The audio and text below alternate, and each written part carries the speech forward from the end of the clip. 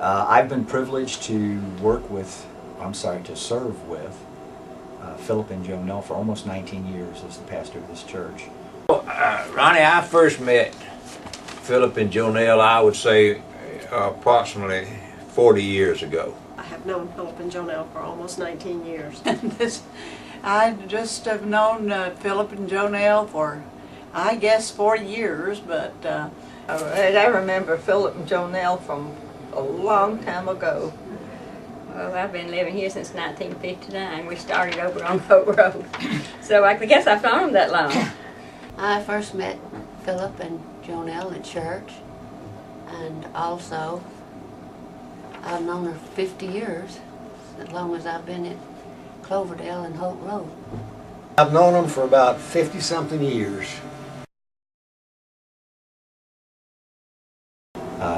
They are some of the finest Christians that I have ever met in my life. Very, very sweet people, dedicated people. Their Christianity goes back a long way. They're very faithful to always go back to their homecomings and to their roots and the place where they came from. Phillip is a man of integrity. He is a man who knows God's Word. He's a man that stands by his convictions. He's fair, he's honest.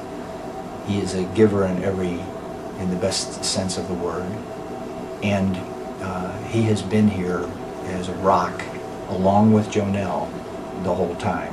I am blessed to have him in Sunday school class. He keeps me straight. Phil knows his gospel. He knows the Bible.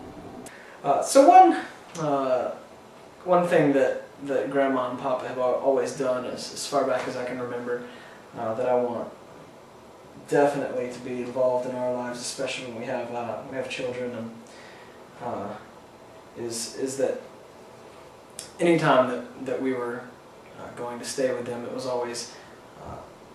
always mandatory that we be involved in family devotions at the end of the night, and at some point right before Pop was going to bed, before Grandma started breaking beans in half or something, it would always be a thing where we'd come out into the living room, and everybody would come out, and we'd have a scripture reading, and we'd have a very detailed, very specific prayer from one of them that was very, very specific in their requests for the health of people that they know, for people's success, and for salvation. And it was always a very good thing for a kid to grow up seeing things like that.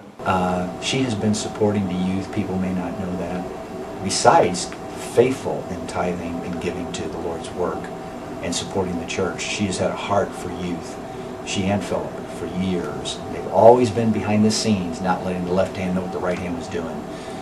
Sharing and giving to projects and helping needy youth that didn't have the money to go on mission trips, to go to retreats or training, whatever it might have been.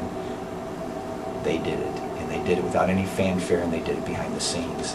And then Jonelle's been recording for Sunday school for years and years and years. when I think about them, I think about someone that was always there to help out, to do what they could.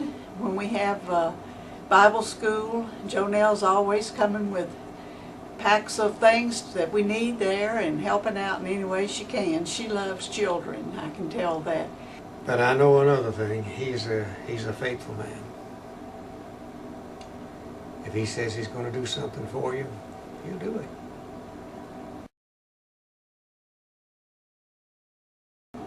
Phillip calls me. Since I've been sick, he always checks up on me. When I call Phil brother, I mean it. You know, he is my brother.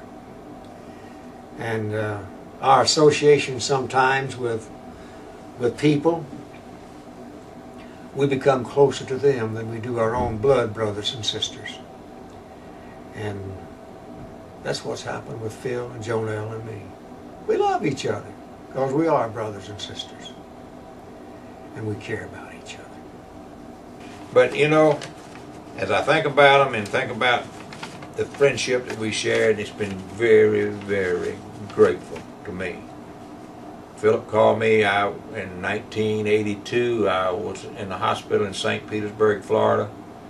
He called me very much distressed and concerned about my condition. Those things, to me, tells me what kind of man he is.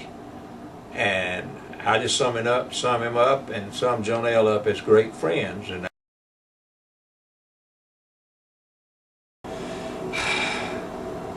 My gut has been blessed so much with the food. It's the best brownies in the world.